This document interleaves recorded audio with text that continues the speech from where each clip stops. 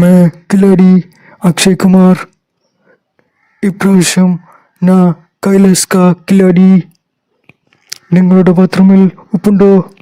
ഇവര് AI അല്ല, ഇവര് എനിക്ക് തോന്നുന്ന ഒരു ഫ്ലെക്സിലങ്ങ് ചിത്രം അടിച്ചു വെച്ചേക്കാണ്, ഒരു കട്ടൗട്ട് ഉണ്ടാക്കി വെച്ചേക്കാണ് ഈ കില്ലാടിൻ്റെയും കാജലിൻ്റെയും. ഇവര് AI അല്ല, ഇവര് കട്ടൗട്ടാണ്.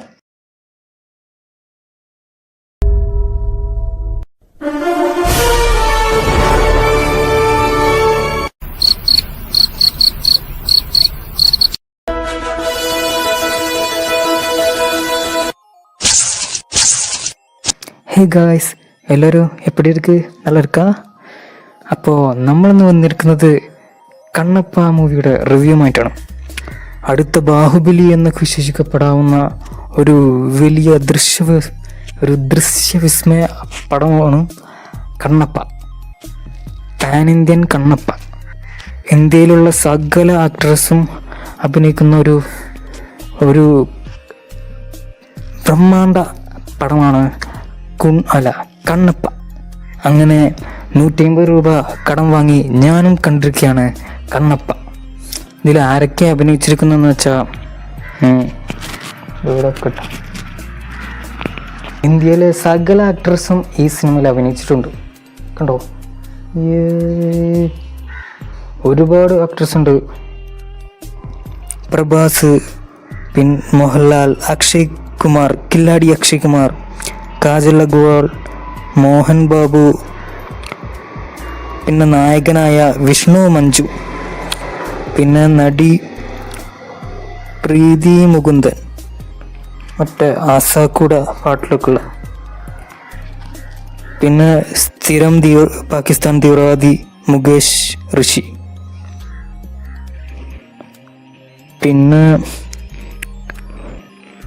പിന്നെ കുറേ ആക്ട്രസ് ഉണ്ട്, ഒരുപാടുണ്ട്.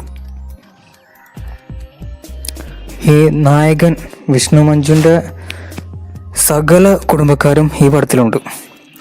ഈ പടത്തിന് ജൂനിയർ ആർട്ടിസ്റ്റിൻ്റെ ആവശ്യം പോലുമില്ല. ഇവരെ വീടിനടുത്തുള്ള ആൾക്കാരും കുടുംബക്കാരും പഞ്ചായത്തിലെ മുഴുവൻ ആൾക്കാരും ഈ സിനിമയിലുണ്ട്. കണ്ണപ്പയിൽ ഇവരെ ഒരു ഫാമിലി റിയൂണിയനാണ് ഈ പടം. അതിനു വേണ്ടി ഒരു പടം എടുത്ത് വെച്ചിരിക്കുകയാണ് ഇത്. വിഷ്ണു മഞ്ജുവിൻ്റെ അച്ഛൻ തന്നെയാണ് പ്രൊഡ്യൂസർ, മോഹൻ ബാബു. സിനിമ എങ്ങനെയുണ്ടെന്ന് ചോദിച്ചാൽ 150 രൂപ കടം വാങ്ങിയൊന്നും പോകണ്ട. നിങ്ങൾ പണക്കാരാണെങ്കിൽ പോവാം. ജോലിയും കൂലിയില്ലാത്തവർക്കൊക്കെ 150 രൂപ കടം വാങ്ങി ഈ പടം കാണാൻ പോകണ്ട. കൊച്ചു ടി വിയിൽ വരുമ്പോൾ ഒന്ന് കണ്ടു നോക്കാം. കൊച്ചു ടി വി കാണാൻ കൊടുത്താണ്. ഇതിൻ്റെ സ്റ്റോറി എന്താണെന്ന് വെച്ചാൽ, ഈ ശിവഭഗവാന്റെ ഭയങ്കര ആരാധകനായിട്ടുള്ള ഒരു ആദിവാസിയുടെ കഥയാണ്.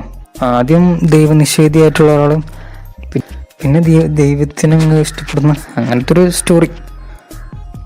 പക്ഷെ എനിക്കത് മനസ്സിലാകാത്തതെന്ന് വെച്ചാൽ, ഇത് ആദിവാസി എന്നൊക്കെ പറയുന്നത് കാട്ടിൽ നടക്കുന്ന ഒരു കഥയായിരിക്കണല്ലോ. പക്ഷെ ഇതിൽ എവിടെ നോക്കിയിട്ടും ഞാനൊരു കാടും കണ്ടില്ല. ഇതിൽ ഉമ്മമാർ സ്വിറ്റ്സർലാൻഡിലോ ഒക്കെ അവിടെയൊക്കെയാണ് പോയി ഷൂട്ട് ചെയ്തിരിക്കുന്നത്. അവിടെയൊക്കെ ഇവിടെ കാട്. ഇതൊക്കെ ഇന്ത്യയിൽ ഷൂട്ട് ചെയ്യണമായിരുന്നു. ഇതിൽ ഞാൻ നോക്കിയിട്ട് കാട് കാണാനില്ല. പിന്നെ ബാഹുബലിയിലും കങ്കുവയിലൊക്കെ സീൻസ് അതുപോലെ തന്നെ അതിൽ എടുത്തു വെച്ചിട്ടുണ്ട്. പിന്നെ അതിൽ ഫൈറ്റ് സീൻ എൻ്റെ പൊന്നോ, ഇതിനേക്കാളും നല്ല ഫൈറ്റ് സീൻ സന്തോഷ് പണ്ഡിറ്റിൻ്റെ പടങ്ങളിലുണ്ടാവും. പിന്നെ കോമിയോ, ലാലേട്ടൻ്റെ പിന്നെ പറയുന്നില്ല, അത് ഒരു 5 മിനിറ്റ് ഉള്ളൂ. അത് പിന്നെ അങ്ങ് വിട്ടുകള. പക്ഷെ ലാലേട്ടൻ്റെ കോസ്റ്റ്യൂം എൻ്റെ പൊന്നോ സഹിക്കത്തില്ല.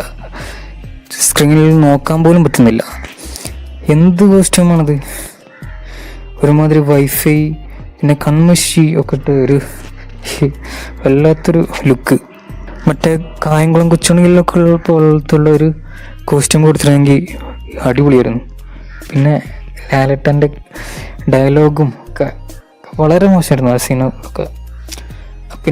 പിന്നെ പ്രഭാസല്ല, അത് എനിക്ക് തോന്നുന്നു പ്രഭാസിൻ്റെ ഒരു ഫോട്ടോ കൊടുത്ത് വെക്കുകയാണ്. അത് പിന്നീട് വേറൊരാൾ അഭിനയിച്ച് ഫേസ് AI വെച്ചിരിക്കണം. അത് പ്രഭാസല്ല, AI ആണ്. ഏതോ ഒരു ജൂനിയർ ആർട്ടിസ്റ്റിനെ കൊണ്ട് അഭിനയിപ്പിച്ച് പ്രഭാസിൻ്റെ തല വെച്ചു. അല്ല ഈ പടത്തിൽ പ്രഭാസ് ഇല്ല. പിന്നെ അടുത്ത കോമിയോ ഞാൻ പടം കാണാൻ പോയത് അതുകൊണ്ടാണ്. ഞങ്ങൾ കില്ലാടി ഫാൻസിന് ഒരു സൗത്ത് ഇന്ത്യയിലേക്ക് ഞങ്ങളുടെ കില്ലാടി വന്ന പടമാണ്. ഞാനതിനാണ് പോയത്. കില്ലാടി ഉള്ളതുകൊണ്ടാണ് ഈ പടം കാണാൻ പോയത്. കില്ലാടി അക്ഷയ് കുമാർ ഇപ്രാവശ്യം കൈലാസ് കില്ലാടി നിങ്ങളുടെ ബാത്റൂമിൽ ഉപ്പുണ്ടോ? കില്ലാടിയും പിന്നെ കാജൽ അഗർവാളും ഇവരും പ്രഭാസിൻ്റെ കാര്യം പറഞ്ഞ പോലെ തന്നെ ഇവർ AI അല്ല. എനിക്ക് തോന്നുന്ന ഒരു ഫ്ലെക്സിലങ്ങ് ചിത്രം അടിച്ചു വെച്ചേക്കാണ്, ഒരു കട്ടൗട്ട് ഉണ്ടാക്കി വെച്ചേക്കാണ്. ഈ കില്ലാടിൻ്റെയും കാജലിൻ്റെയും AI അല്ല, ഇവർ കട്ടൗട്ടാണ്, അനങ്ങുന്ന ഒന്നുമില്ല. ആ പടം തുടങ്ങി അവസാനം വരെ ഇവർ കട്ടൗട്ട് പോലെ ഇരിക്കണം. ഇതിൻ്റെ ഡയറക്ടർ പറ്റിച്ചാന്ന് തോന്നുന്നു. ഇതിൽ പ്രഭാസും ഇല്ല, കില്ലാടി ഇല്ല, കാജലില്ല. ഇവർ മൂന്നാളും വെറും ഫോട്ടോ മാത്രമാണ്. ലാലട്ടനാണ് ഇപ്പോൾ ഇതിലുള്ള ഒരു ശരിക്കുള്ള കോമിയോ. അപ്പോൾ കാശുള്ളവരൊക്കെ വേണമെന്ന് പോയി കാണാം. അല്ലാത്തവർ OTT വരുമ്പോൾ കണ്ട കൊച്ചു TV ഈ പടം വരും, അപ്പോൾ കണ്ടാൽ മതി. കൊച്ചു TV ഈ പടം 100 ദിവസം ഓടും, ഉറപ്പാണ്. അപ്പോൾ ശരി ഗൈസ്, വേറൊരു റിവ്യൂ ആയിട്ട് നമ്മൾ വീണ്ടും വരാം. ബൈ.